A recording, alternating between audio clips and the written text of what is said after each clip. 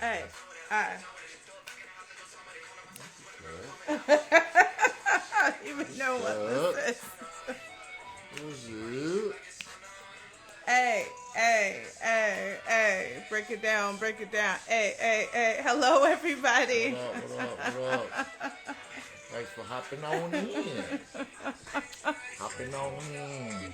You got a little music going.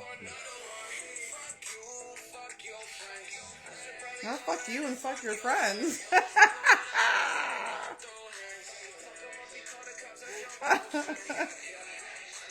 Ah, Hey, Kadar, my guy. Kadar, what's What's up, up? man?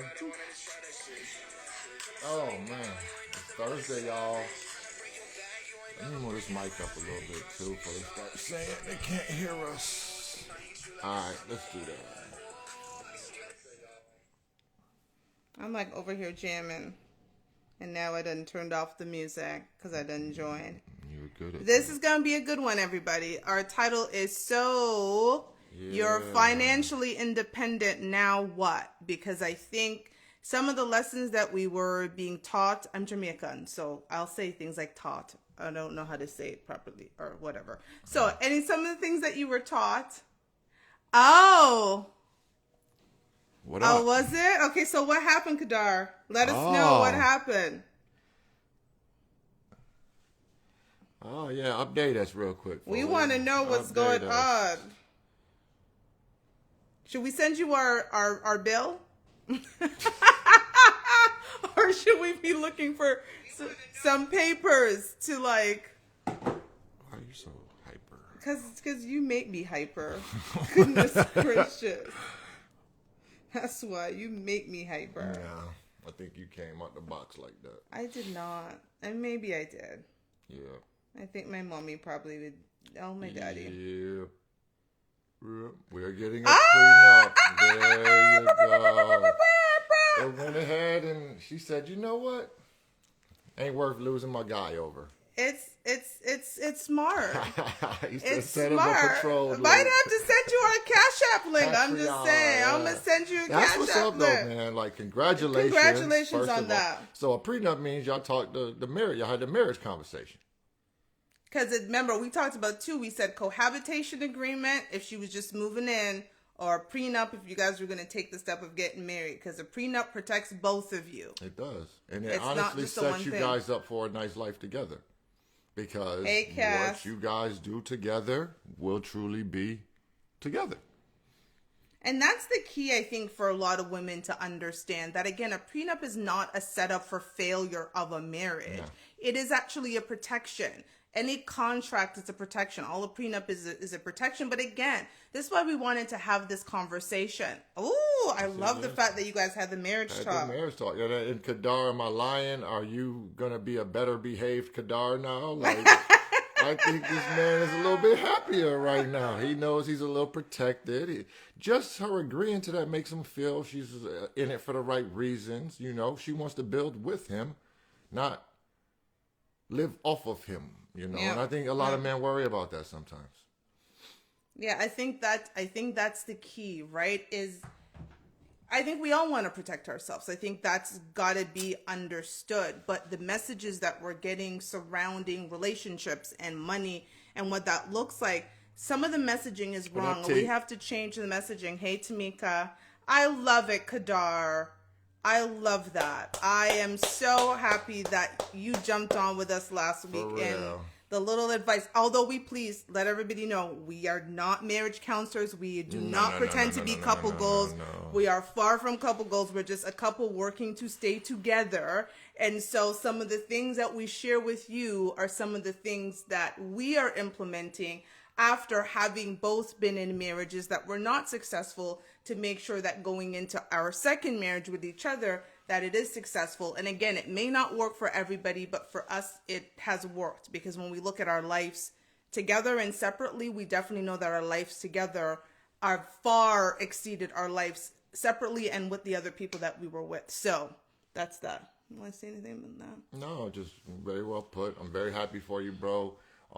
Again, that's again when things go right. Obviously, we're changing conversations. That's really the goal.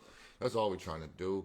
Something must have got you guys talking, and rather than it be a divide situation, see, he's making his I plans. love He's it. ready to rock and roll now. You know what I mean? I love that. She alleviated that one concern, that one little fear he had lingering, whether it doesn't matter. It's fuck your feelings. That's how he felt. And she said, you know what, I'm going to do something. I'm going to make this agreement with you to go ahead and dead that. And you guys can build a life together. And Congratulations. So, and every week, hey, Shammy, every week I want to make sure that we clarify this. I know the name of the show makes people go, and when I tell the story that the reason the name of the show is what it is one day Rob and I were having a conversation and he literally looked at me, and I'm 5'5" and Rob's 6'9", and he looked down at me and said, "Fuck your feelings," in his very deep voice. I can't even think. And I was taken aback for probably 30 seconds, but once I actually took a moment and I digested what he was saying, the meaning of fuck your feelings is this. Your feelings does not get to invalidate the feeling of the other person, especially in a relationship, because again, our goal is to change the conversation around Black relationships. So my feelings don't invalidate Rob's feelings, and Rob's feelings doesn't invalidate my feelings, especially when you're in the heated conversations and so forth. It is an opportunity for the other person to be able to speak and say what they're saying and how they are feeling without you saying, well, that hurt my feelings, and now their concern is your feelings. So that's what fuck your feelings is. Right. So, but now we need to discuss combined finances, another potential bomb, and we're going to stick a peg in that, Kadar, because that's going to be a great topic once we get rolling a little bit further along in this show. So what is the title of the show again tonight? So, you're financially independent. Now what? Now what? It's lonely at the top sometimes. And that is for both men and for women. Now, clearly, I speak for the women, and Rob speaks for the men, and collectively we speak to both of you. But I think, we get these messages, and sometimes they're conflicting messages from the people in our lives. And let's start with our parents, because that's where we should get most of our messages. Right. And I'd say in the past 4 decades, a lot of young girls have been getting the message, you don't need a man, you go out there and you get your independence and you become financially independent and you make your money because men leave you. So it's like money and then independence is built up and men are broken down because men mean heartbreak and all of those things. The problem is within those messages, there is nobody teaching most of us in our community about how money works. What does it mean when you're financially independent, and how do you keep your finances? How do you do that? How do you ensure, Uncle Kevin Samuels likes to say, that you've got your $1.7 million, whatever you need between 65 and 85, if you're not going to be in a marriage or combine your incomes, like Kadar's talking about with his future wife? What happens? How do we do that? So we're getting these messages about what not to do in terms of relationships, but we're not getting the message of, okay, well, if you're not going to be in a relationship, but you are going to be financially independent, how do you ensure that you're acquiring wealth? Those messages are not happening. We're not being taught about credit score. We're not being taught about interest rates. We're not being taught about investments. We're not even being taught about how money works. And the reality is they're not really teaching that in school. So unless you're like Rob and you're particularly going down a path of finance and that's what you choose to do, that's usually not happening until end of high school into university, where money becomes a topic. But the problem is you've already been getting these messages as a young lady from you're small, so then you're going into it unprepared to deal with what it now means to get a level of success. Yeah, and I mean, hell, I went to school for money and still have my issues. We know you got your issues. It's you come up with bad financial habits. How do you break those? You know what I mean? When you've been taught to indulge your whims, live for the moment. You're used to making money a certain way. Again, as I admit freely, I when it comes to wealth creation, I always look at making more money, But there's the other half of it is saving. And more. I look at saving more money. And that's why we're a good balance. But many of us go out into the adult world completely, utterly unprepared to build a life. honestly, but we're grown, 18. In our community, a lot of times that's the deadline. Like it's like 18. They say you get a job, you go to school. It's funny, in affluent communities, they don't do that. They actually don't. Like, that's kind of like kicking a little baby bird out the nest before it can actually fly. Like, it's just going to be laying there on the ground, floundering, and probably I never really understood that concept, because for me, it was always something where I said to Treyanne, that's my eldest, my biological daughter, I wanted her to live with me after school. We weren't sure if she was going to go away or not, but whenever school was done, come back home, live with me, make your money, save your money. There was no paying rent. There was none of that. She would save her money and invest her money. And within 2 to 3 years, have her down payment and be more secure in what she wanted to do, or hopefully find a husband and they can go off and start building their life. But it wasn't, oh, you're 18, now go figure it out, and when you're done school, go get an apartment and do that. I figured I didn't even really want her to kind of move out until she had a husband and had someone to share those responsibilities with, because it's hard in these streets. No, it is. And I'm telling you, where I come from, and it's pretty gully, a lot of it, and it's not even get out at 18. A lot of times it was, I want to be out the house by 18 or sooner than that, or quick as I can, and you out there trying to do whatever you can to get some money or whatever, and grandma got a cable bill in your name and you 11, and like our community has got a lot of issues. No, that's a real thing. That's weird. That's a real thing. We don't really have that. That's a real thing where I'm from. How'd you get a cable bill in an 11-year-old's I don't know. name? Oh, yeah, you know why? You got their social security that's number the thing. and stuff, so I'm going to what explain the saying? difference between Canada and the U.S., because I believe you guys have to apply for So social. I guess they fudged the date of birth and. So don't you guys have to apply for social when the kids are born? Yes. Okay, so in Canada, that's not the case. You do not apply They're for a assigned child. one. They're assigned a social. Man, in America, that's crazy. You're only your social security number. So here's the thing. About that than your name. In Canada, that's not the case. You have to apply for the child's social insurance number, it's called, and it isn't until they're legally able to work. So my 5-year-old isn't going to have a social insurance number knowing that she couldn't work. But when she got to working age, which I believe, I don't know if they've changed it, but it was 13 or 14, then you were able to go with her birth certificate, and then I could apply for her to have her social insurance number. That makes sense. Yeah, that was not. Kadar validates. He said, I was in a foster home, and the various people I lived with had my info. When I got 18, it was mandatory out, Sure. Well, hey, apparently it's changed. So our sponsor, welcome to our sponsor, Sorrel and Sage. You see them in the background. They say you apply now for a social when the kids are born. Oh, Lord of mercy. Okay, well then people are gonna have cable bills in 5-year-olds' names in Canada too. Fraud's a $1 billion industry too, and don't get it twisted that these companies don't benefit from some of these security breaches and stuff like that. Like it's.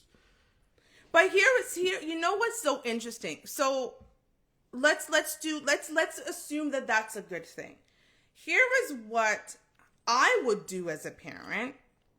I would put my child on my credit card bills, and so that I could build credit for them.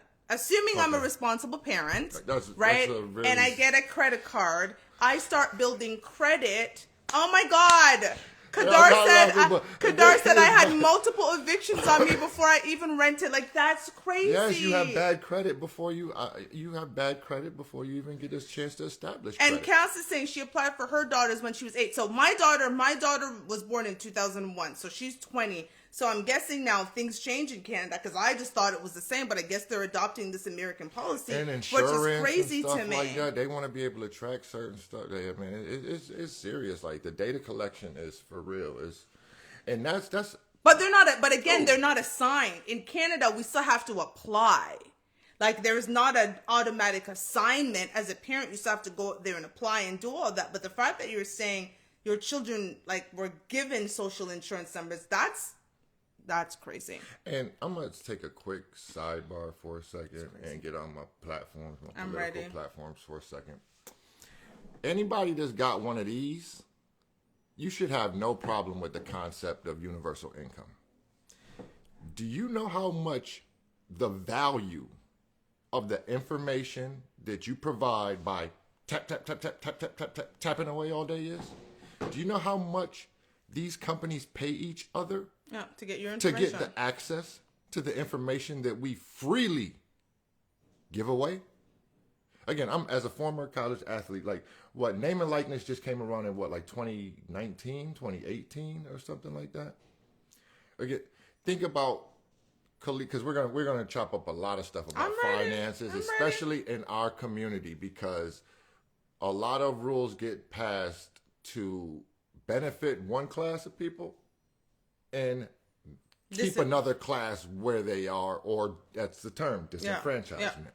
Okay, so there is no problem with the concept of a basic universal income. They should be giving these damn things away.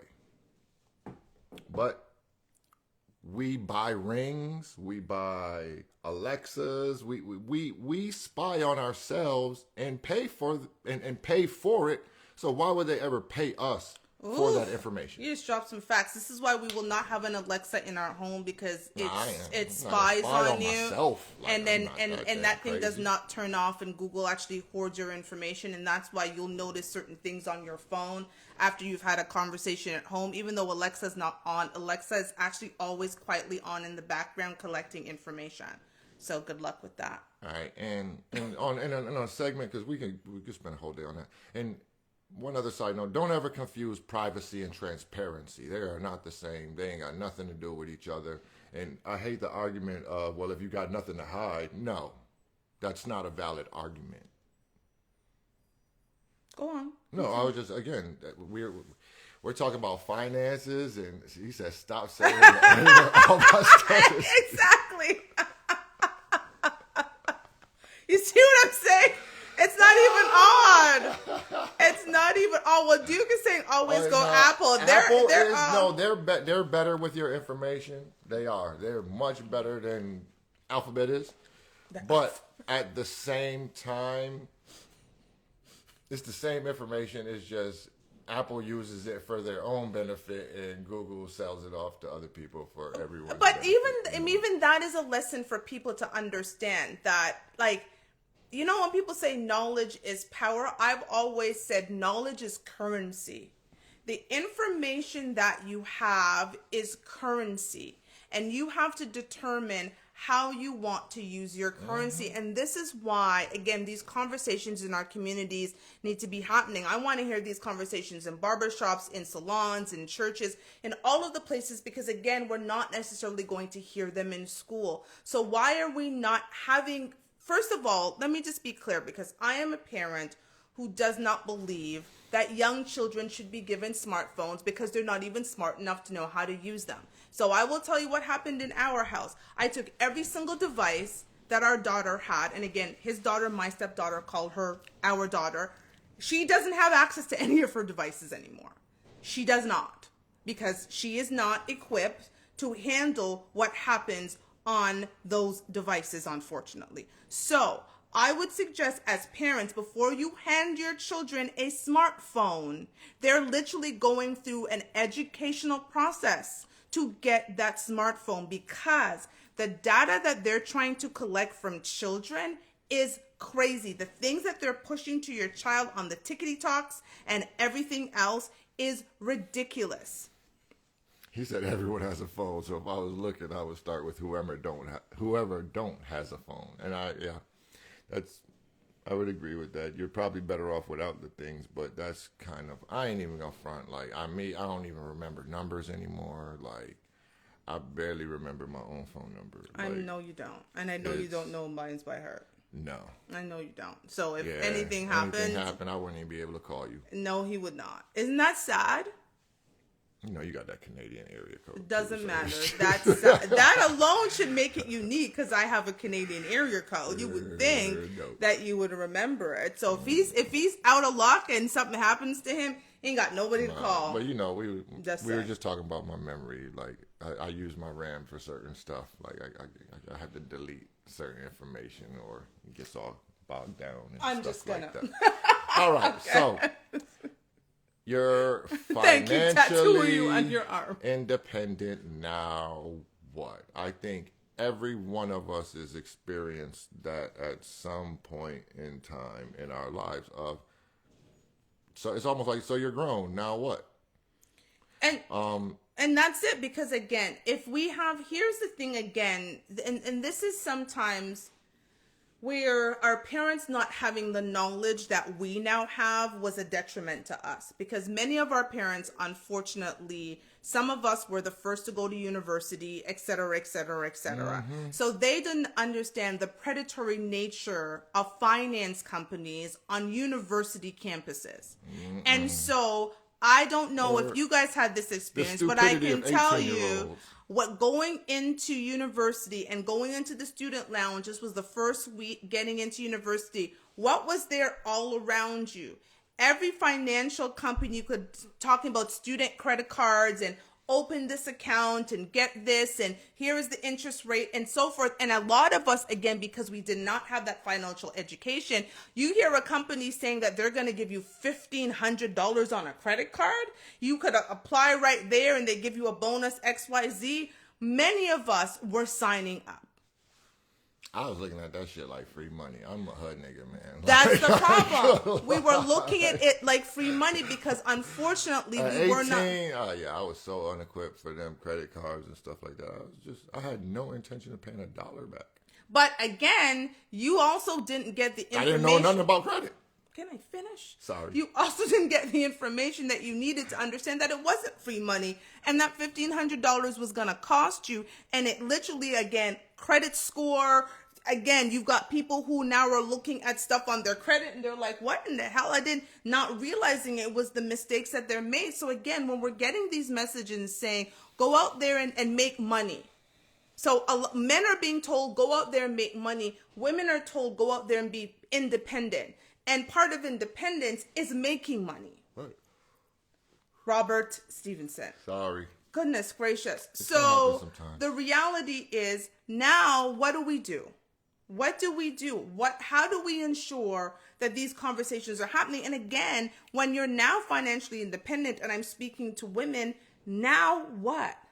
Well, the term is financial planning. Okay. How many of us grew up without even being exposed to planning? That part. Just regular planning. That part. And I'm not being facetious, but I'm being so sincere. Like, how many of us were really raised to be like, you have a strategy, you have a plan, you have your goals, you have you be able to audible if something doesn't work out for you. That's all stuff I developed by trial and error, by bumping my head, by being grown. I don't expect my children to have to go through life that way because I know better. I know we know better. But is knowing better guaranteeing that we will do better? No. But with the younger generation, I think it is. So you think our children will do better with their children? Or because I think we've got to do better with our children and in turn, but is that happening? So good Kadar advice. says, that's actually use really the professional planner through your job. Facts. They're fiduciary, so they have to do you right. Facts. Whole facts. But again, how many people even realize they have access to this? EAP programs, like all of that, Here's the issue though. When we've been given such negative, and it's not, I want to say negative talk, but it's negative talk about money. Like we have negative associations with money a lot of the times in our community. And I right? think and so we bring those negative associations into the workplace, into our life, into our relationships. It's like how many people, talk about finances when they're dating? People go, oh no, we shouldn't talk about finances, exchanging credit reports. How many people know how much to the dollar and cents their significant other makes? Because we both know what we both make. I mean, yeah. I'm saying that's different though. But, No, but is it not important? No, it's but that's a But is it not important? It is. How do you financially plan if you don't know how much money you have to financially plan with? Great point. How can you really plan a life together without talking about money? But again, because money was such a sometimes hush word at the dinner table or anything, it was, don't worry about it. Like, people weren't teaching their kids about how things cost in the grocery store. People weren't teaching when they were pumping gas in the car. People weren't showing kids when they were buying clothes. All of those things. The time value of $1, man. That's the most important thing you can teach a child. I love that. Kadar said, I do, we share, but we both over 45. Yeah, time value of $1. And yeah. Are we still here? Okay. Yeah, just wiggle the mouse every once in a while. Actually went to sleep on us. That was real weird. And I completely lost my train of thought. So, I'm going out. And Kadar, how quickly did you share this information? Was it in the beginning of dating when you decided you were going to be in a relationship? All of that. Because for me, coming together means coming together in every way, right? And I think finances are a part of that. It's interesting that some people are, last week. After our show, may I add. That is a good plug on our show. After the prenup. And the prenup conference, they just pulled out the fork and knife and said, let's get into it. It was after our show. Yeah, and that's what's up. That is definitely what's up. Very proud of you, Again, these are not things we were taught or trained or... See, here's the problem with our community sometimes, in my opinion. Ignorance creates irrelevance. It's like, I don't know about that, so fuck it. And that's not... Eventually, that attitude is going to catch up with you in life. And it's sad. It is. Because how are we going to build better communities or rebuild communities? Because I know there are so many communities that were built that are now broken, right? And I guess specifically in America, I mean, I'm from the Caribbean where we still very much are about community. Community is a big part, but I feel like, Americans are so disenfranchised from each other. And it's this idea that once you make money, you just kind of leave everybody behind. And there is some truth to that. Community. But I think, isn't it incumbent on those of us who know to teach those who do not? I think that there is a responsibility that I teach. In the Bible somewhere, to much who's given, much is expected. Like, I think that's a universal tenet. Like, I think aliens know that shit. You judge a society by how it treats its weakest citizens. Like this proverbial, you're only strong as your weakest link, That's true whether at a factor of 100 or whether it's a factor of 1, Those of us that grew up without that type of understanding, yes, there was definitely a learning curve, but you also learn and you come in to know the importance of it. And it's difficult to compensate for those late starts, but that's why I say, hopefully your kids will do better, because knowing better is doing better. I agree. You understand what they can't get to go to university and say, I never had a conversation about credit. Don't get those credit cards unless you can pay it back, unless you plan on paying it back. And building credit. Just like I said, financial planning is further down the road than just regular planning, What are you going to do with your life? What do you want to do with your life? The sooner you can identify your passions, your goals, your dreams, the better off you are. And there's nothing wrong if you don't know that. Some of us are late bloomers. Some people, it takes a little longer to figure out what it's all about. But I guess that's really kind of the point of what I'm saying. It's never too late. That's why we want to have this conversation. That's why we wanted to make March Black Finance Month, kind of screw St. Patrick's Day. We don't care about that. Not Irish. Okay, we get that. Moving on. Yeah. So I think if it's one of those things that I think couples need to be having conversations, and they need to be having conversations with their children about what it means, because when we're going out into the world misinformed, that's how we get into issues, and it costs money to be poor. It's very expensive. It's very expensive to be poor, and let's be clear. You can be making $95,000 a year and still be poor. Why? Because you have a 580 credit score. And that 580 credit score, despite your $95,000 or your $105,000 a year, is what the bank looks at, what the car company looks at, where the mortgage rate, all of that is based on your 580 credit score. But unfortunately, that information is not being taught. I think it is important when going into a relationship that it is understood. Here is the thing. What is your credit score? Because the last thing that, say, Kedar would want to do is thinking that he's going into this and maybe they sell their homes and they buy a combined home only to find out, holy crap, I've got 780 and she's got 590, and putting her on the mortgage, there might be an issue with that, right? Like, there's all of these different things that we really need to be having conversations with. Putting your kids on a credit card, yeah, it sounds great in theory, but if you're actually not going to be paying for that credit card, you're actually ruining your kids' credit before they have an opportunity. So are you having family meetings where you're talking about finances? Are you having family meetings where you're creating opportunities to be, ask questions about money? Are you just volunteering? Interest rates, how percentages work, all of that is important for us, because again, just being financially independent means nothing if you don't understand how money works and how finances work. You know what? I came up with a pretty good analogy in my head real quick. We said we flashed each other's credit karma numbers. Not a flash. That's that sounds like one of these. Like, y'all look, trying to have something. 1, 2, 3, look. Yep. just long enough to see them 3 digits, But here's most people, okay, picture the casino, right? Okay. When you walk in the casino, race don't matter, height don't matter. That's why you spend that money. $100 is $100 in the casino. Facts. And most people think the casino is a place that's going to rob you, because it is.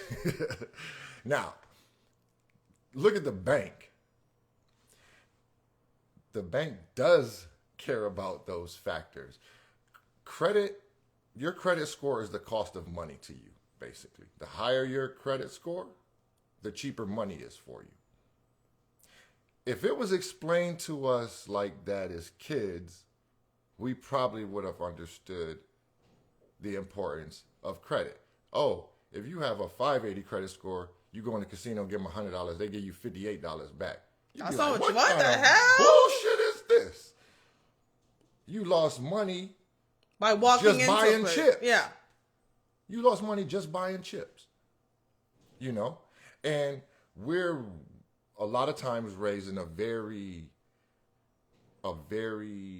consumerish type of mentality where success is about purchasing items. Mm-hmm. And those items are actually the anti-gravity towards actually accumulating wealth. You ever seen how seriously, not flashy wealthy people, but nerdy wealthy people, how they dress? No, you don't know that they're rich. It's terrible. It's downright.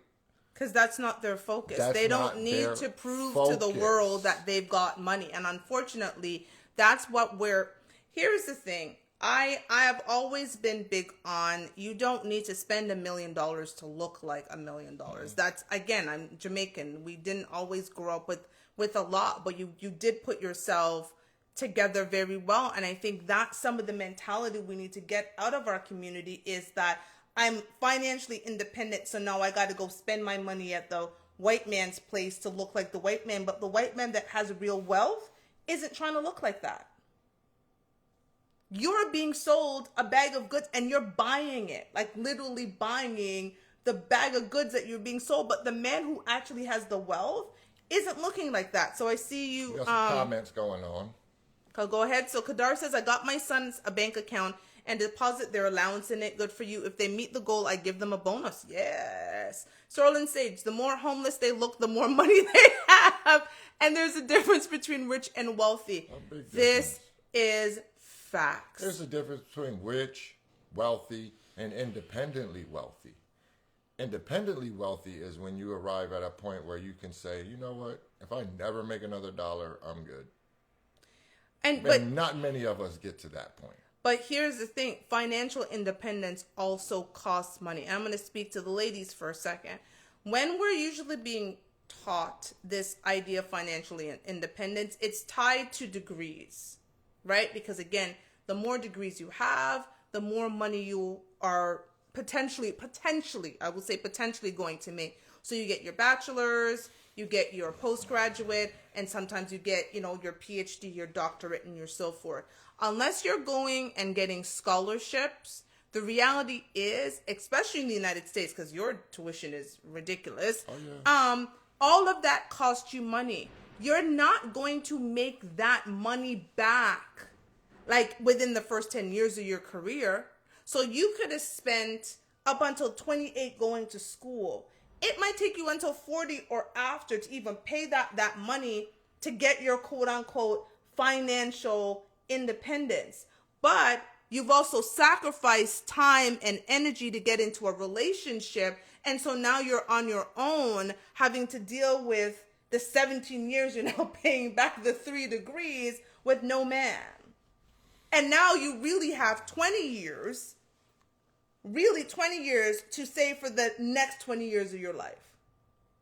Well, because what, an MBA is $50,000, $60,000 for 2 years, $70,000. The other part of the scam that they really hit us with more than other communities is that push of like, look here, man. If everybody had a bachelor's degree, who gonna work at McDonald's? Yeah, well, I don't ever believe that a school is for everybody. Thank you. And now with the cost of it, it's damn sure ain't for everyone. If you're not going for for a specific skill set or trade or reason, I don't know if I would recommend college. So here's the thing now. The crazy thing about schooling now is a lot of the universities are fearing. I used to work in education. I was working for a private school as the regional manager. They have these new micro degrees, and they're very specific. It is, say you want to learn coding. I mean, I said trade school and junior college did me great. You want to learn coding, and you want to learn a specific thing. There are courses that they'll take from, say, MIT and whatever, that specifically teaches you that, and those kids are going from that course into jobs with like Google and Facebook or so forth, because they just need to know that little piece of information, and they're getting paid hugely. No, I'm talking about going to University of Michigan and spending 4 years. You don't even declare a major, and then you don't declare a major till your junior year. Like, if I had to pay for my bachelor's, I don't think I would have got it. Yeah, I don't think you would have got it either. Thank God for that. Like, I did pay, I'm still paying for that master's, but... Navient come through. Yeah, Navient come through, man. He was part of the whole Navient loan thing. Lying Joe Biden, and we're hoping that the Navient's being sued. He's going to raise their student loans. All of his money will be gone. We're not worried about Joe Biden. We're worried about Navient and them getting rid of that student loan because they were scamming people. If you sign that executive order, like he said, it's a done deal anyway. But even think about that. That would change everything. Imagine if you had $50,000 of your student loans gone, your credit score, which again is more important than the money that you make. And we need to teach that. So again, a woman sitting around saying, but I'm independent. Are you? Can you truly be financially independent when you have $130,000 or $150,000 worth in student loans? Unless you were going in and being a doctor, a lawyer, or something where if realistically you are diligent and you stay at home for the first few years of your life and you if my daughter, so I have a niece and she is going to be making a crap load of money when she gets out of law school. And the reality is she will likely be living at home for say the first 2 to 3 years or until she gets married. Like I do not see her, she has no reason to leave home. So for her, she doesn't have to worry because she's not paying a car and an insurance. Like, oh, she might have a few little expenses, but she's not worried about buying a home straight out of university or straight out of law school. So she's not going to be 26 thinking, oh, I need to go off and run around and be independent to buy a $300,000 home because I'm making $130,000. She's likely going to stay at home and probably save $50,000, $60,000 a year for a couple of years. And if she has to go out on her own before her husband, she should do that. That's what we should be encouraging our kids to do. Here's the thing. And I like Kadar's point. I don't believe in the loan forgiveness. They made the decision, pay the bill. That's a very valid point. I didn't believe in TARP and Too Big to Fail, but they did that shit anyways too. So the point being of, listen here, do y'all understand there's like 6 or 7 European countries where you can go to university for fucking free? Because they have the understanding that a more educated population means a better society and a stronger nation. But we also have to remember that the whole system is predatory on Black people. Exactly. Right? It's a predatory system. That's like all this. It's systematic. They redlined us in education too. So again, part of the lesson and part of the narrative being given, and again, specifically to Black women in this country, is go to school, get an education, be financially independent. However, again, they're not giving the harsh reality of what that cost. Financial independence for a single woman costs money. Simple, period, point blank. It will cost you. Stop believing all of these Instagram boss chicks, because everybody and their mama now is a boss chick, have a business, do this and whatever, selling lashes. I don't know it, but everybody claims to be a boss chick and they're getting, independently wealthy, whatever, from Instagram. That is a fallacy. That's not facts. Most people just have debt. They have debt. He said, I got homies who spent $50K to go to the Art Institute and cooking class. Well, I ain't really talking about them. I mean, if he goes off, if you're going to do that, if you're going off and you're going to be a chef at the French Laundry, do you know what French Laundry is? Yeah.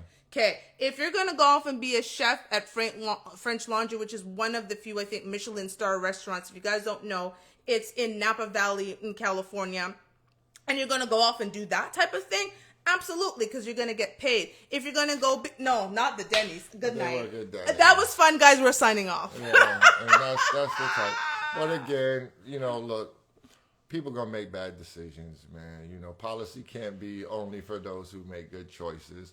But it goes back to what you said. It does. It was a lack of planning. It is. And I think that, again, there's levels to this, if you just like Kevin likes I'm a PhD, and this is not throwing no shade, but I also think on the flip side, if you don't if you notice that we don't live in an agricultural economy anymore. You don't see people dropping out like they did 70 years ago in 3rd and 4th and 5th grade and stuff like that, because you could just go get a job on the farm, and if that's what you was going to be doing, that's what you was going to be doing. You don't see people go to school for 4 years to be an auto mechanic. It's better to just get a job as an auto mechanic and learn how to fucking be an auto mechanic. Why would you just go read books and study about it for 2 years? I mean, for 4, 5, 6 years. But a doctor, I want my doctor to have read a lot of books. Well, Shammy says, I know, I am a PhD. I'm a PhD. He said, I got laughed at for going to trade school. Now I'm hella good. I was just talking to Sheba about that. When we were coming up, though, the OGs would be like, go to trade school. Learn a skill.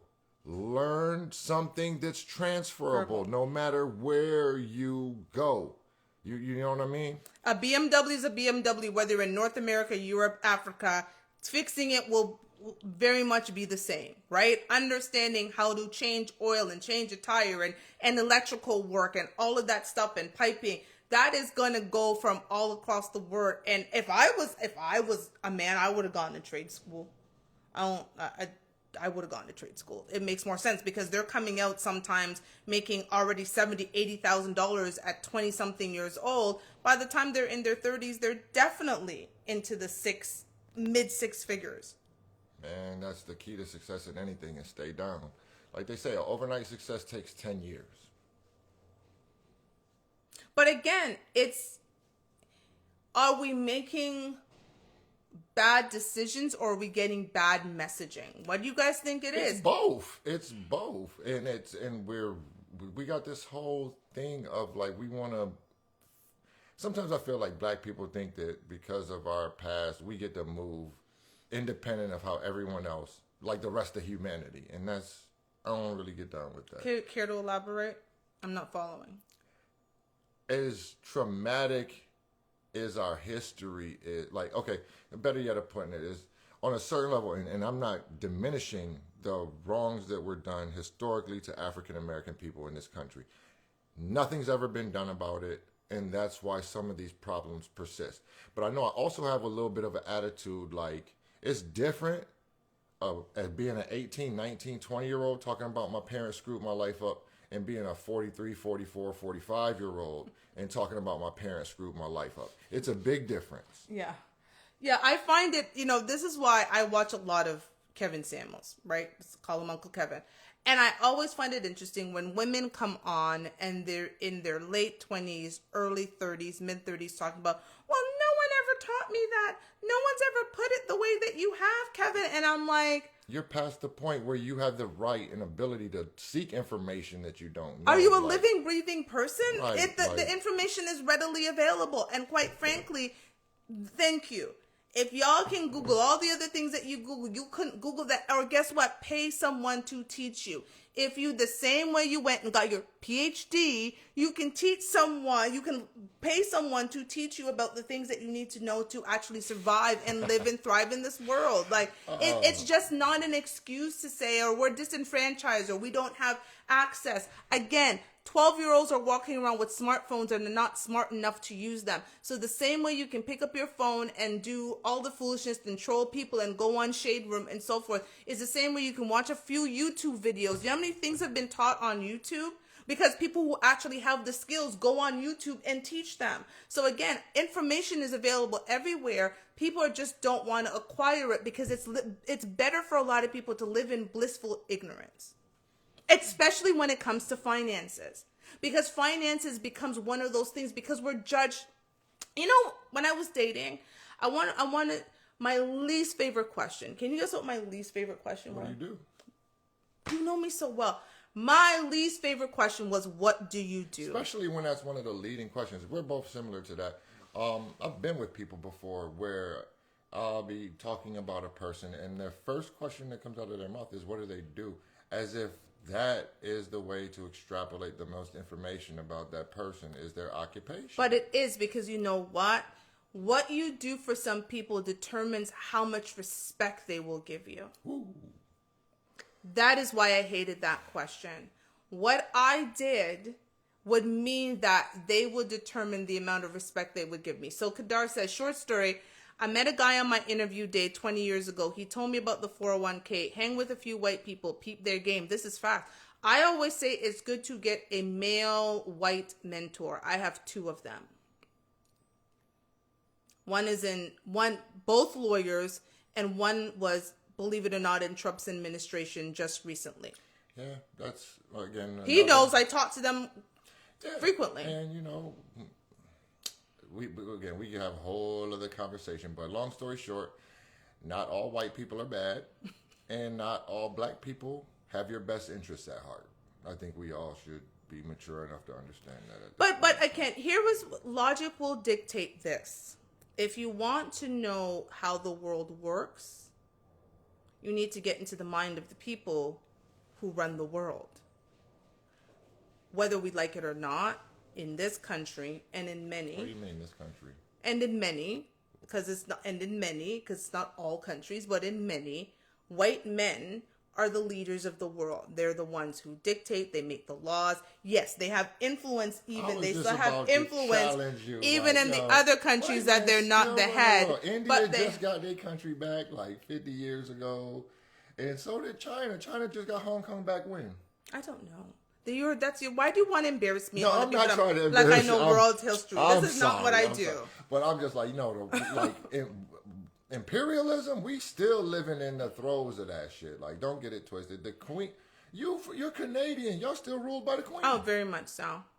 We still kind of living in that. Like, some of these old world ways have not gone away like that. No matter how much technology we got. And with that, some of those old world attitudes about money.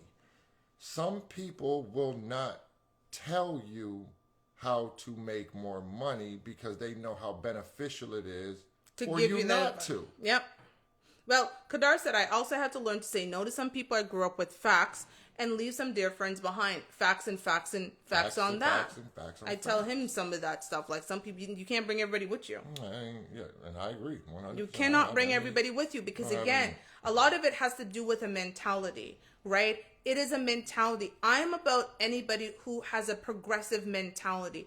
That, when people are just like itching because they want more. And so they're constantly, that's me. I'm literally constantly figuring out what can I do better? What can I do better? How can I do it better? If I don't know something and I want to learn it, let me go Google it. Let me go watch it. Let me go figure out, is there a class for me to take? I've taken so many classes over the last little bit to learn something. There's always access to information. There are, courses upon courses upon courses right now for you to learn skills. So I'm all about someone's mindset. If your mindset is to stay in the same place because that's where you're comfortable, that's not a person. You're just not the person for me. But if your mindset is always growth and being better, and we're talking about 18 months from now and 3 years from now and 5 years from now, and your life is progressively better, that is the type of people that I want in my life. And I don't care if you've been with me since I was 5 or I just met you when I was 35 or 2 years ago.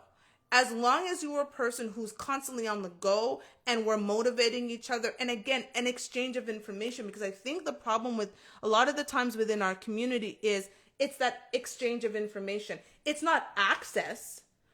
We often have access. It's the exchange that's the problem. He said, but it hurts. And I used to get called acting white and a sellout, but I'm not broke. That's the dumbest shit ever. I can empathize with that a little bit. You know what I'm saying? I think what Chris Rock used to have the joke that, that's a real, and I use a word, that's a nigga mentality. And he's like, the best place to hide something of value from a nigga is in a book. It's in a book. Because they ain't never going to look there. Never, ever. Never, and like ever. You said, there's some people, and to each their own, that don't like change, that feel really comfortable with the status quo and want everything to stay the same way forever. Like, I don't even, again, I'm so far from that, it doesn't even make sense to me. But more power to you. Be with someone that wants to be born, live, and die in the same 4 or 5 block radius. Do you? That's I know fine. there's a whole big ass world out there, and I wanted to experience as much of it as possible. I agree. And I think, again, mindset. Because those same people could go out and in some people's world are successful, but their mindset, again, because it's not about access to information anymore. I cannot sit here and have people say, but we don't have access. Okay. I will say, are we in the rooms that the major decisions are being made? No. We're not in the rooms. Are we in rooms where decisions are being made? Yes. Major decisions? No. Do we have access to information? Yes. Are we exchanging information as readily as we should? No. Mm-hmm. And, and again, it might convolute the argument a bit. Actually, I'm going to just not even get into No, go ahead. Well, because I was like, and the truth of the matter is that even though it feels like we have access to all of this information, the elite 0.05%, they have leagues of more information than we do. But of course, here is the thing. Or in my book, No Handouts for Black Girl, I say create your own damn table. That's where I will. So here is the thing, and I get what you're saying. However, if it was that we were doing a better job of exchanging information, Black people are smart enough to gather information. We're the people who get a basic thing and make it better. So you're telling me that if we were doing a better job within our community of exchanging information, valuable information, if we wouldn't be able to build something and make it better, we would. But there is this mentality of, I want to be the only one. I need to hold on to this. I don't want Kadar to know about the fact that I found information that can make sure that if I get this particular stock, that this will happen, or this particular information. Like, I'm all about giving information. If someone were to email me something right now and I know knowledge about it, I'm going to give it. Because there's no sense in, what is the point of me holding on to it so that I can be wealthy or rich and the other people in my community? That just doesn't make sense to me. And I think that's the issue. So even when it comes down to the basic information in relationship, that's why for me an exchange of information in relationship is so important, because again, you get blindsided when you don't know information. There's nothing worse than being in a situation where you're not privy to certain information. So when you're walking into certain rooms, I want people to be prepared. I'm a person who's like, I want you to go into a room and be prepared. And all of the knowledge that I have armed myself with, I'm going to give to you. I'm all about an exchange. I have a Saturday strategy call a Tuesday strategy call with one of our partners here, our creative director, our sponsor. She's the editor for my book. We spend about 4 hours on a strategy call every single Tuesday, and we exchange information constantly. It's a flow and it's a go back of exchanging information. And what we don't know, we go and find out and give each other the information. What we find out from other people, we bring back to each other. Information that we've learned from each other, we bring it back out, because that's how we build better communities. Well, we're not building communities, we're just living in them. Oh. Like Kadar said, Black Americans are taught against each other. We got so many issues amongst each other. And this is the segue I get to talk about this movie I watched, Dreamland, The Burning of Black Wall Street. It was so much information. It's on HBO Max. I recommend everybody check that joint out. The massacre took 2 or 3 days, but the real story about Tulsa and Black Wall Street is the 20 years before the massacre and the 100 years after. That's the real story about that. And I learned a term that I'm 45 years old and I never heard in my life until I watched that movie. It was called boosterism. Boosterism was an ideology that a few black gentlemen came up with of segregating them. Long story short, basically, black people should be further segregating themselves. We should be building our own communities adjacent to the communities of the majority, and that's how Greenwood neighborhood in Tulsa grew to be what it was. They were writing and sending ads and letters out to people, to blacks all over the country. Come to Greenwood. Bring your talent. Bring your creativity. Bring your ingenuity. And what happened there was something very different. And why that community grew and became the threat that it became is because, it's not like black people just stopped up and just quit their jobs and didn't work for white people anymore. The difference was when they got paid on Friday, they went back to Greenwood and went to black-owned movie theaters and ate in black-owned restaurants and stayed in one of the finest hotels in the world at that time. Was constructed and erected by a black man in Tulsa, Oklahoma, and it was this movie was so enlightening to me because I felt like that's something that can be replicated. I think Kevin talks about it on the show sometimes. I don't know the exact statistics of it, but $1 circulates in the black community less than any other community. That's why we get preyed on the way that we do. In the Asian community, it's 7 times. I think the Asian and the Jewish, it's 7 times. And in ours, it's basically we get $1 and it's right out. I think it's like a couple of hours before it's gone to some other community. And I think that's what the key to black people moving forward in the future is. Economically, financially, we have to circle the wagons as other communities have done. And until we do that, and as long as when we get paid on Friday, everybody benefits from our dollars except for people that look like us. So we're gonna have the problems we have. If you grow up in ethnically diverse city, you'll see. Growing up in Toronto, we've got, Greek town, Chinatown, a little India, a little Pakistan, Jamaica town, all of these different places. The interesting part is when you see the Asians and the Indians, and specifically the Jews, okay? They are tight knit. When you go, they are eating in the restaurants, they are banking at the banks, they are doing all of those different things to make sure they're giving business to each other. Their realtor is often of the same ethnicity.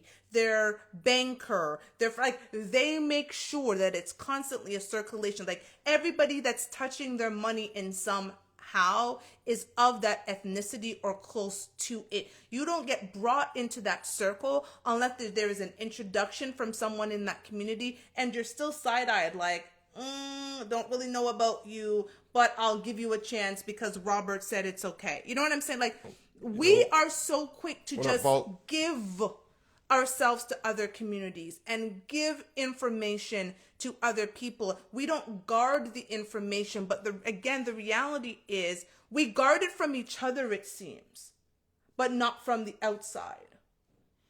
We don't circle the wagons. We never really have. And a part of that is we weren't taught to do that, but sometimes you got to learn to do things. And I think that's where my sentiment is kind of with black people. It's, like I said, it's different blaming your parents for your issues when you're 18 and 19 and 20 as opposed to when you're 43, 44, 45. You've had enough time that whether you were prepared or not, you gotta figure it out at some point in time. It's called life, though. It's called living. Your survival is based on figuring this shit out. But it's living. It's life. If you've managed to survive out of your parents' home for a decade, like there is no way it's just all on your parents. But I think, the issues are, again, the messaging that we're getting in homes right now are not creating successful paths for our children, because simply telling your female child go out there and be independent is not enough for success. That's right, Kadar. You at some point take responsibility for yourself. I've always said, listen, I am the common denominator in all of my decisions. I don't get to blame anybody else for my outcomes. I simply don't. Not after I left my mama's house, right? Because that was even my decision. I left my mother's house at 20 with the clothes that I could put in a suitcase and the clothes on my back. That's all I had, and I had to start over. Well, because at a certain point, you're making your own decisions longer than somebody's making decisions for you. Exactly. And again, how do we even teach independence? So that is a good question. That's a good question. How do you so again, for women out here who are telling your children, especially your female black children, to go out there and be independent, how exactly do you teach independence? I think that independence is a faulty sentiment. I think maybe because I wouldn't if self-sufficiency is something completely different from independence. Because guess what? Coexisting in the world requires interdependence. It doesn't matter if it's in a romantic relationship or otherwise. It requires interdependence. So what we're actually doing is setting up these young girls for failure when we're telling them to be independent versus self-sufficient. I am all about my girls being self-sufficient. They should. They should know how to do things for themselves. That is part. I'm teaching them so they won't need me. Our 12-year-old, she's getting better, but she knows how to make certain meals for herself I've taught her, made sure she does her own laundry. Next is making sure she irons all of her clothes. All of those different things to make sure that she's self-sufficient. But the idea of saying to be independent means when you're independent, that means you're not attached to something else. You're a lone wolf. And these streets are hard on lone wolves. Here's the thing. In order to be a successful career person, there's a level of interdependence because you actually have to attach yourself to someone along the way, right? A mentor, a coach, as someone that you attach yourself to. But when you're being heard independent, it means go out, figure it out, and do it by yourself. That does not breed success. We both played sports. Well, the Rams just won the Super Bowl. Did Sean McVay go out there by himself and coach the team? No, he didn't. He got like 50 assistant coaches that he relies on for information. He trusts them to give him good information. He trusts them to do their job. It's lonely alone, but you learn. But I think there's a season for being alone. There is a season for that. There's a season for hunkering down and taking that time to learn what you need to learn to be able to navigate the world. But once you're out there navigating the world, think that you're going to be out there swimming in these waters by yourself is faulty. People need people. We do. People need people because transfer of information is required from one person to the next, from one generation to the next. But again, faulty information begets faulty information. And the problem is, again, I am serious. I want this to be a clip. And Kadar, we're going to add you in a moment, right? Yep. I want this to be a clip. When you're teaching, you're talking about let's be independent. How do you teach independence? Because you're teaching alone. What? Yeah, that's what I'm saying. What? I'm gonna give y'all, because people want to come up here talking about I'm an independent woman. I mean, I'm gonna give you the definition of independent, towns, so you know. Like, where do you see a culture where people live by themselves? That's a hermit, or like that's historically been the exact opposite of what humans are known to be and known to do. So independent, adjective, free from outside control, not depending on another's authority. 2, not depending on another for livelihood or sustenance. Here's the thing. We all need to depend on someone's authority, and we all need each other for livelihood or sustenance. Right. How many of y'all grow food or go catch your steaks or any, like, the pyramids weren't built by one dude? Interdependent. Of 2 or more people or things dependent on each other. And here's a sentence. The increasingly global nature of human society with interdependent economies. We require interdependence in order to go forth. Don't take the free stuff.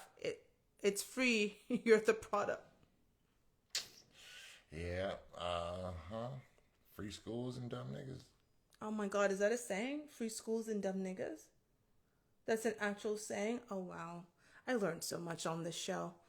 Even though I host it, I've learned the cultural differences are phenomenal. Sometimes I've never heard that saying. Yeah, my granddad used to say that from what I understand. When they're giving you free stuff. And dumb niggas, yeah. Well, here's the thing. School isn't designed to give you the information to have you survive. School is designed to get you to be able to understand enough to go out there and work. And here's a little tidbit, and I can't remember verbatim what it was, but I remember this was like a political science class my freshman year of college. And I remember being in there so fucking confused because the way, and this is like within the first week or two of the class, like the way he's presenting history is very different from the history I had been taught in high school. And I'm just kind of like, yo, but this is also the more aligns with the history that I know of. Yeah. Is because I read my own shit. And I kind of remember just being so confused and asking the professor, like, okay, so if we get to college and this is what you're teaching us, that this is what's really going on, then why is they teaching us that bullshit in high school? He said, you ever heard of the statement, you pay for what you get? Facts. I mean, you get what you pay for? That is facts. He said, and I was like, yeah. He's like, how much you pay to go to high school? $0. And that's what that fucking education was worth. Here was the thing. This is why supplemental education is very important. And I believe in supplemental education. I used to work, again, I was the regional manager of a private after-school school where the 5%ers and the 1%ers in Canada, I was the Eastern District, they paid to give their children supplemental education. Why? Because it would give them an edge amongst other people. Here is the thing about, high school. it's the, the bell chart you talk about. You've got Bell the curve. bell curve. So here's the bell curve. So you've got those on this end, those on this end, but you've got the bulk of people in the middle.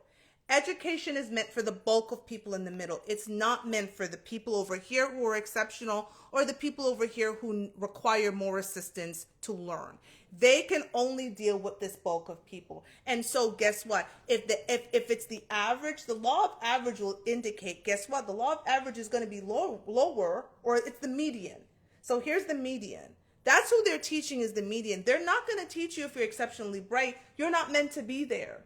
You're exceptional. But the teachers are meant to teach those in the median, because the median goes off into the workforce and keeps repeating the cycle. The exceptional are supposed to get supplemental education. They're supposed to go to private schools or charter schools or whatever you guys call them out here to get more. Now, for those of us who can't afford that, that's why you sit down with your children and give them those educations and make them read those books and ask them, about what do they know? What are you learning at school? And then you fill in the gaps. So Or again, tell them, fuck that. That is some bullshit. So again, saying go up there, girl, and be independent and go to school and so forth. What is school really teaching you? So Kadar, we're gonna have you jump on. Are you still around? I'm hoping the request is still there. So Kadar, let's just get this together for a second and make sure that you can jump on. Thank you again for joining us. Let me just put this here.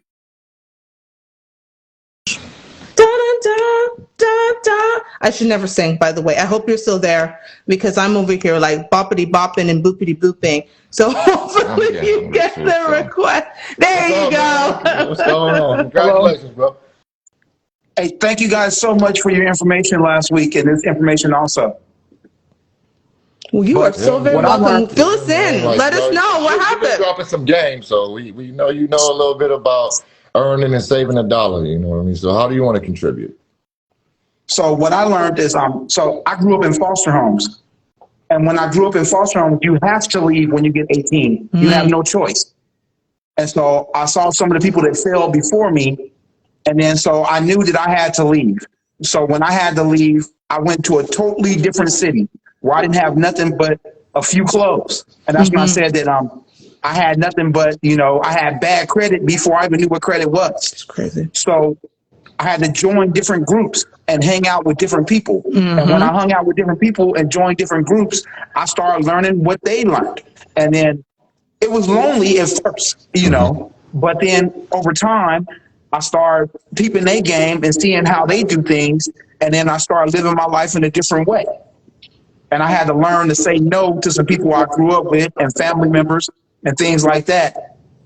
But it benefited me. But it did hurt initially. I'm not even going to lie.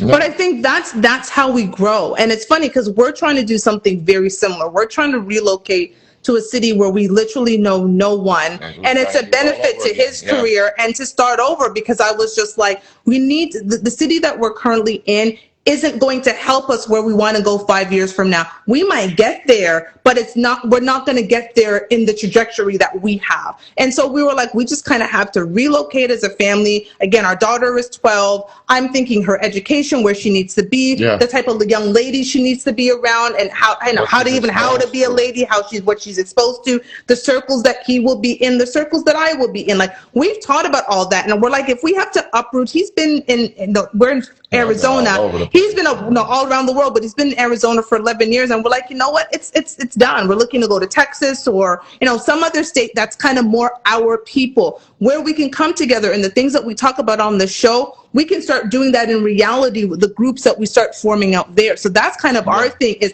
sometimes you've got to leave everything that you think you know to start over. That's how you grow. Like, I had to take I live in Seattle now, but I was raised in Southern California. So I had my children, it was difficult teaching them about other Black people. They don't get exposed to very few Black people. So I took them back to the hood for funerals and unfortunate stuff like that. But when they met them, they were so happy to come back home. And so it was different. Like, my children really was having difficulty relating to their own relatives.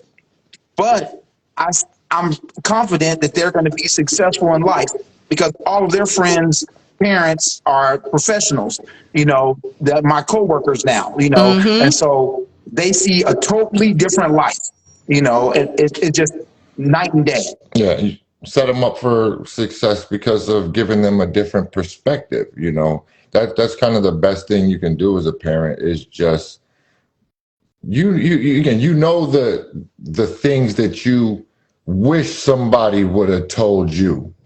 That's probably the best parenting model you can have right there is just the best teaching model, the best just you know what it feels like to not know something. So I don't understand how people willingly do that to each other. But everyone says they want a better life, but everyone doesn't want to work for a better life. And I think unfortunately that's a part of the difference also. And it requires you work. miss things like cultural food and different things like that. And so my children are multiracial, and so it's difficult. They had never been in a black barbershop before, and so I had to go back and actively find a barbershop to expose them to that type of environment.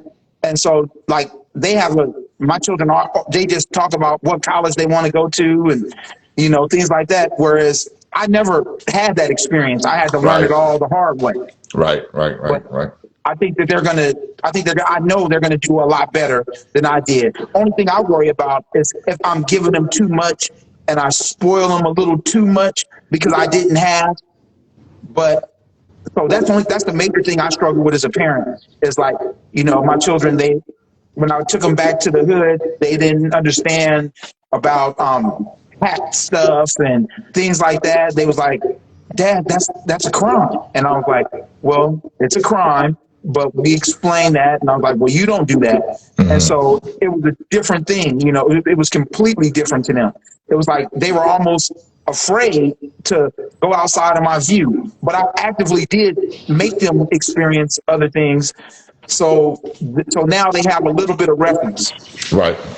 And, it just, you have to help them develop resiliency, in the ways that you can.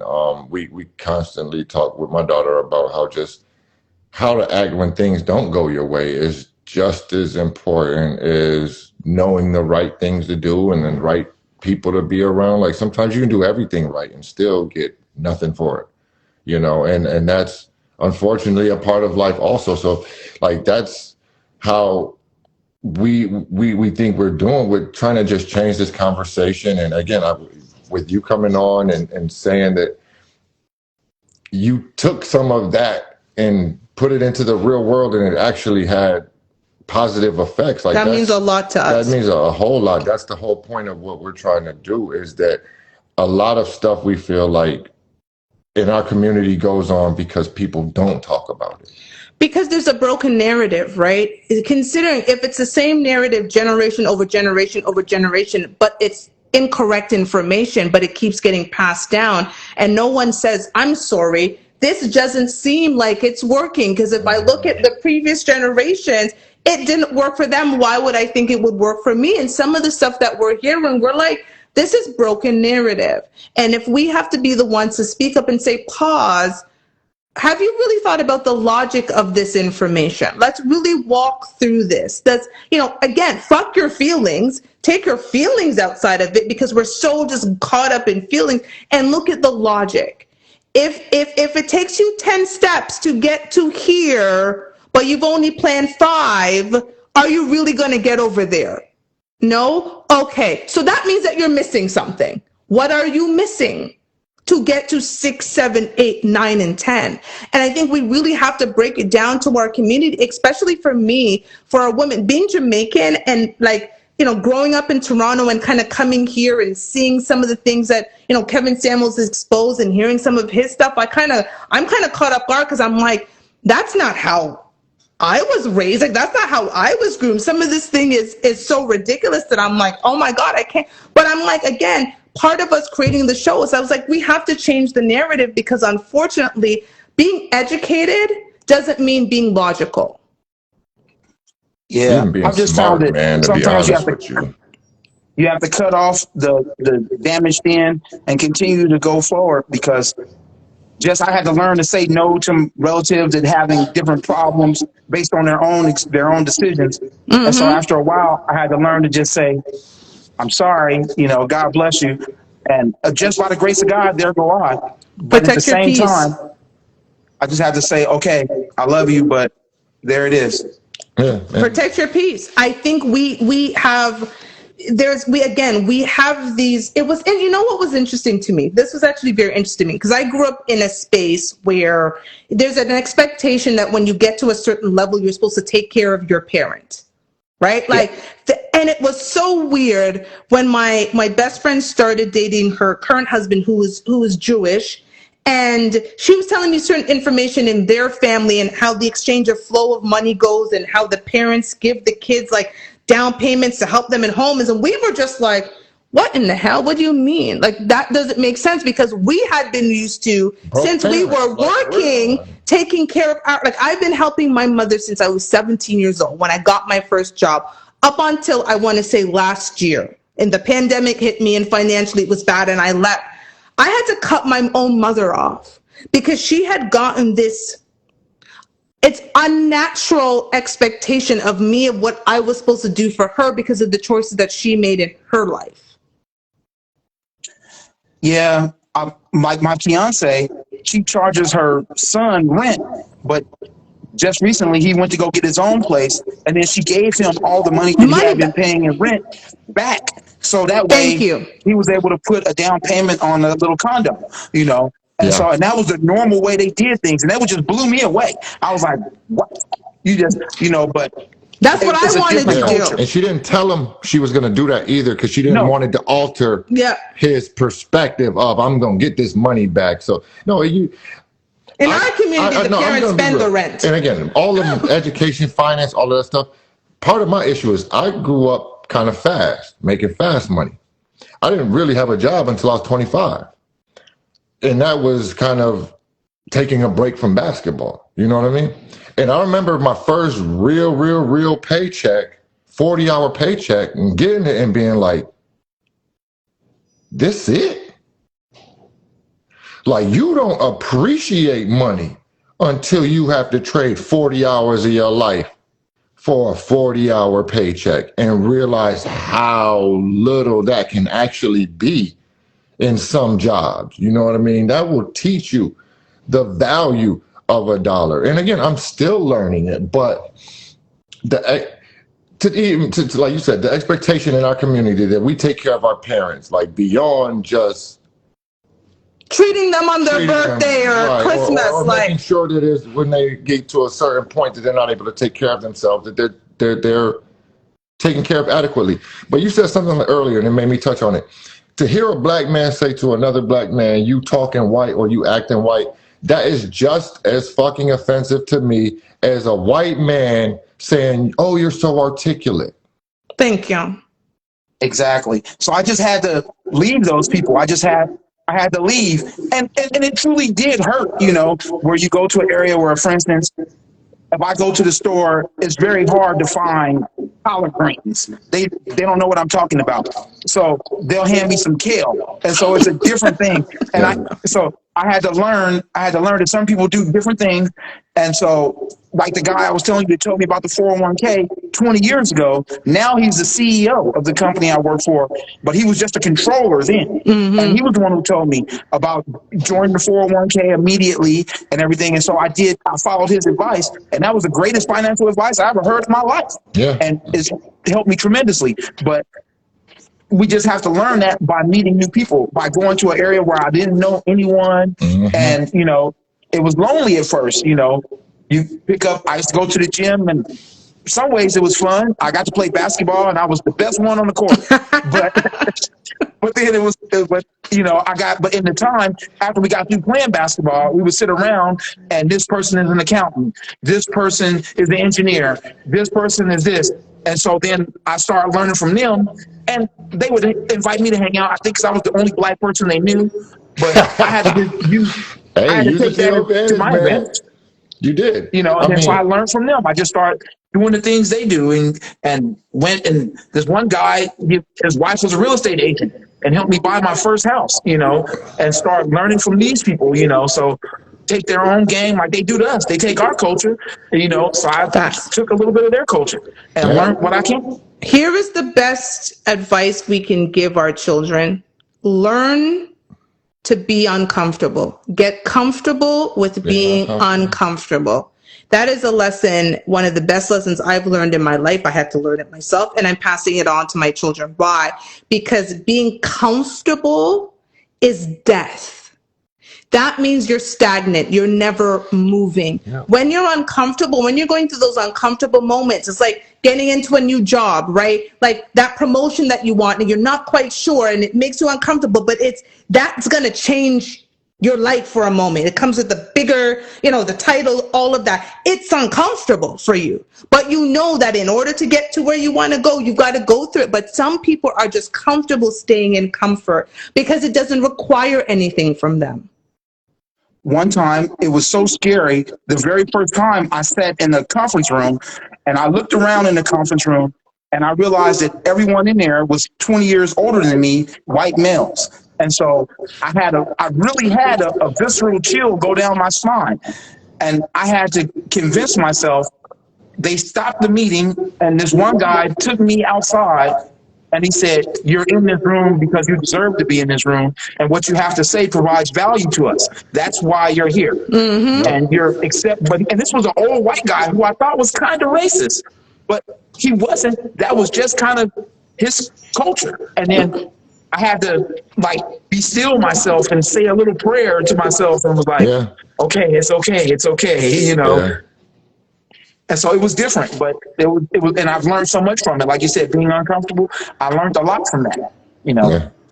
And we need to teach more of that. Again, these are not comfortable discussion. Money in our community, finances in our community is never a comfortable discussion. I know many of family members who was like, hush, hush, hush. You didn't know how much mom made. You didn't know how much dad made. Kids weren't even going to the grocery store with their parents to understand the cost of goods. It was just like things appeared on the table and things just happened. And I refuse to raise my children like that. I didn't raise my 20-year-old like that. And we're not raising our younger kids like that. You are going to understand how this all works. All of it. You're going to be exposed to all of it. I would take my daughter to work with me. I would have her do and understand this is how the world is working inside our home and outside our home. And this is how you interact with people who do not look like us, who do not like. That is important for us to do. And we need to be having these conversations. That's a good, take your kid to work day. That should be a very important a principle for us. I used to take her several times. When she had a PA day, I would tell my office, my daughter's coming with me. She would file in my office. She would do all kinds of things. She would come into meetings. She was young. It's not like she's going to go off and it's, information that she's going to go tell her friends. She would sit into meetings as long as it was not super confidential, and she would understand, and I would take notes, and then we would have a conversation about it. All of those things are important because we have to be changing the narrative. Yeah, and it's irregardless of your position in life. I was watching. I don't give you the janitor. Take your kid and show them how to do that. Magic Johnson's daddy was a sanitation worker. And at one point he said to him, he was having his doubts, and he's like, I don't want to be the tallest garbage man in Lansing. But his father understood what he was saying. We want our children to take it further than us, to be better than us. But there's no shame in being a sanitation worker. I like how the Mexicans have a bit of an attitude that there is no bad jobs. Not having a job is a bad thing.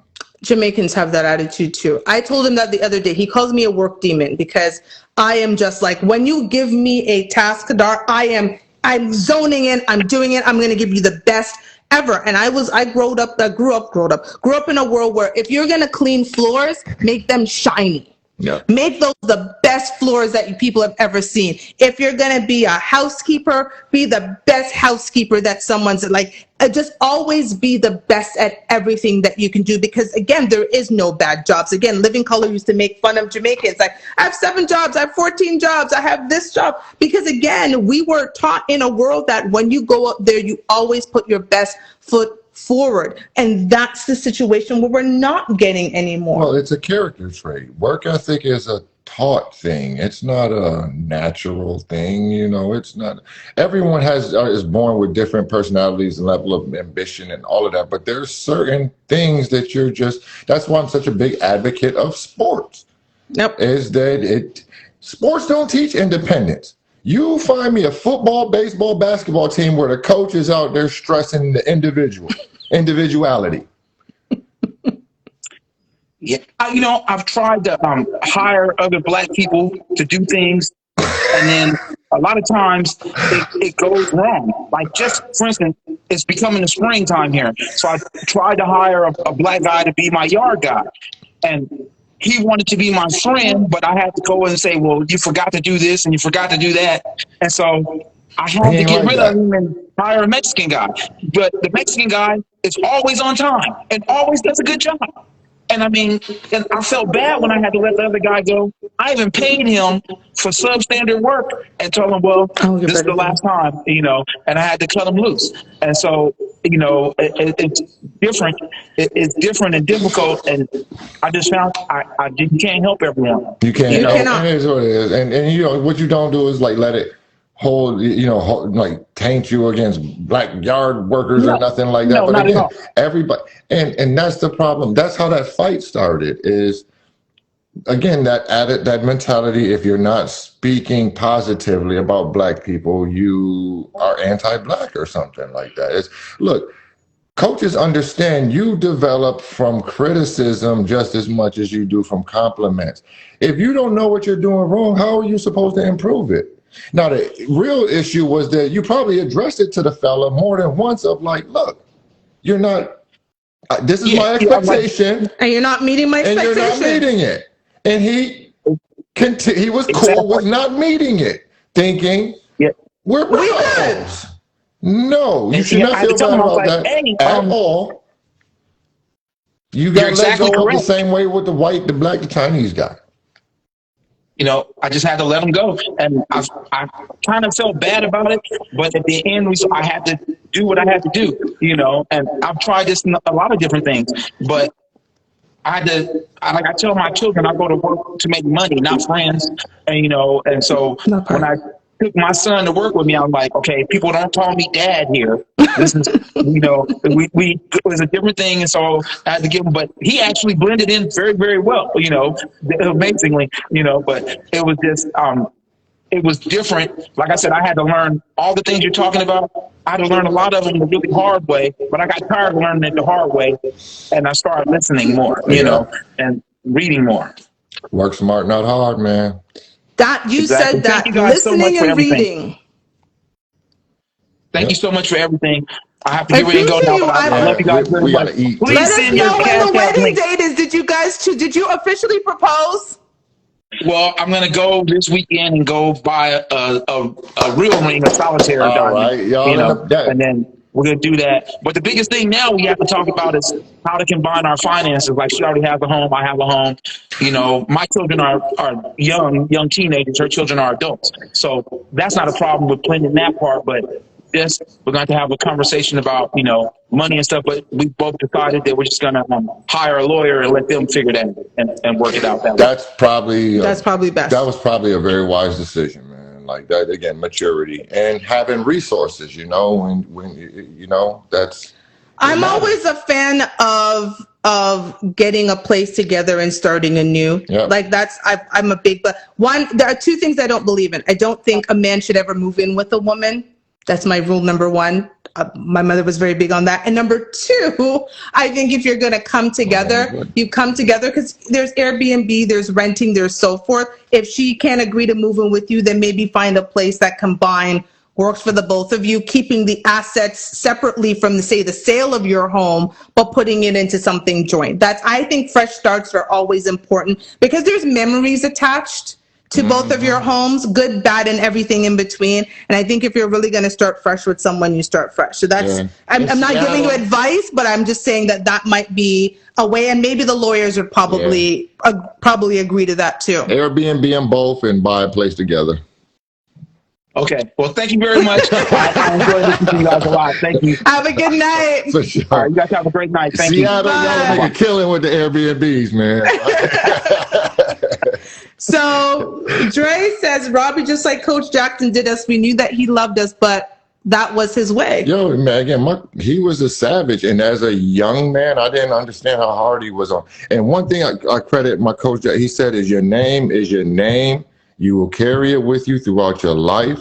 So protect it and make sure that when you interact with people, that that your name, you carry your name a certain way, no matter what you're doing, regardless of what you're doing. But again, I think work ethic, character, those are things that he taught us. Those are things that are taught, and our community does not prepare our sons and daughters as well as other communities do. And it's just not a good enough reason is we don't know no better no more. You know, okay, Kadar dipped, and the information is out there, but we getting ready to wind it on up. Yeah, we're gonna do a couple questions. We're gonna do a couple questions, All and right. then we are gonna get to it. Thank you, Dre, for that, for coming. He hungry. That, Dre. We gonna definitely get into Coach Jackson a bit more because he was an extremely influential person on me, man. Like, what's your question? my Can you question read it? is, oh God. Oh, I'll just read it. Again, my writing, if you can see this, yeah.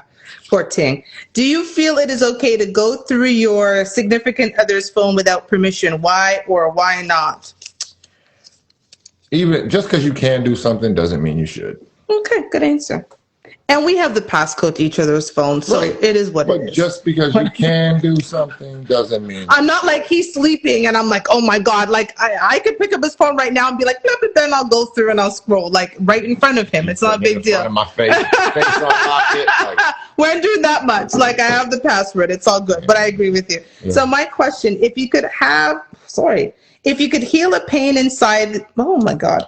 If you could heal a pain inside of me, which would it be and why? So if I could heal a pain inside of you, which would it be and why? that's a confusing question to me. No, if I could heal a pain inside of you. So if you were asking me the questions, so if I could heal a pain inside of you, what would it be and why? So you have a pain. something that hurts in me. I have the ability to heal it. What would I, so it's for me to answer. So what pain would I heal inside of you? Familial trauma. That's all I'll say. Okay. You know what Where that did you means. get that question from? I mean, I know. I'm finding it somewhere upon the people that That one internet. still got me thinking. Confusing question to me, but Upon the people that that's why internet. that's why you heard the language. Okay. What does a perfect day look like for you? Perfect day can peaceful. That is a great word. Just peaceful. Peaceful. But what is a does perfect peace day. define peace for you? Like, what would a peaceful day be like? Man, peaceful can be fishing.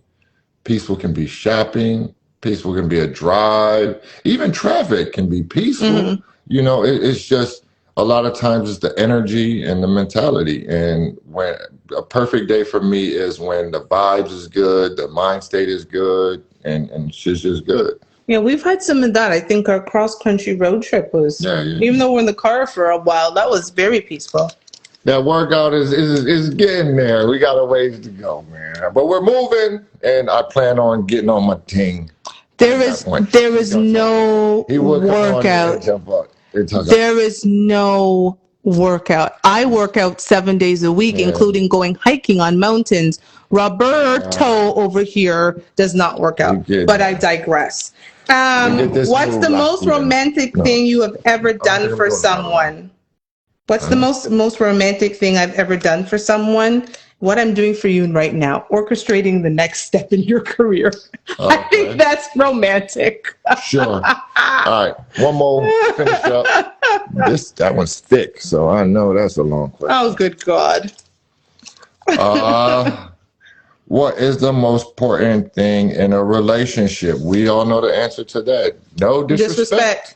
No disrespect. Hard to have a relationship when y'all disrespecting each other. This is facts. We don't do disrespect. So respect is the most important thing in a relationship.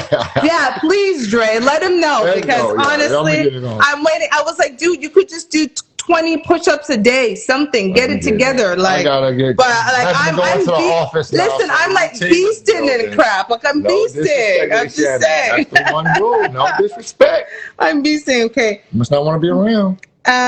When did you first know you wanted to be in a relationship with me? So question to you.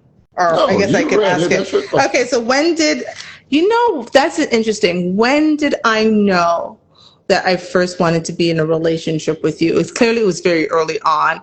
I think it was when I revealed my bisexuality and your response to that. Again, you had That been, smoothness. yeah, shut up. No, it's because you understood it and was able to articulate it back to me in a way that had never been done. I'd already fallen for you. And I knew that, again, I wanted us to be something. But that moment for me was being able to articulate me and understand me in a way that no other man, including the previous man that I had married, had never gotten it, right? Like, that was important for me. And it really showed me your higher level thinking as a man, and that you were a man that could definitely lead me, because that was important for me in a relationship, right? It was important that I was in a relationship with a man that I was comfortable having him lead me. Yeah. And as weird as that is to people, that kind of made me feel that way, it was because, again, you didn't see my bisexuality as something that was good for you. You saw it as something exactly that was about me, and how that could deal with and maybe complicate a relationship. And you articulated so well. Eventually, I think we might have like a show where we go through and read some of our text messages. Maybe we'll get to that. That would be a good. Yeah, that would be some good content. It would be interesting, some of the information we exchanged. Thanks for jumping in, man. See y'all next Thursday. We're going to wrap it up. And before we go, though, we have to thank our sponsor, Sorrel and Sage. You can find them on Instagram at Sorrel and Sage CA, or on their website, which is on construction right now because they're coming out with a new product line, but it's shopsorrelandsage.com. And again, we hope that you bring a little fuck your feelings into your day. See you guys next week. We will be talking about finance once again, because it's Black Finance Month. If you have any suggestions for topics, anything you would like us to talk about, want to jump on the show with us, please let us know. And until then, see you next week. Goodbye. Robert is yawning, so you know it's time for me to go. I'm hungry. Right. Don't make me feel like I don't feed you. Bye.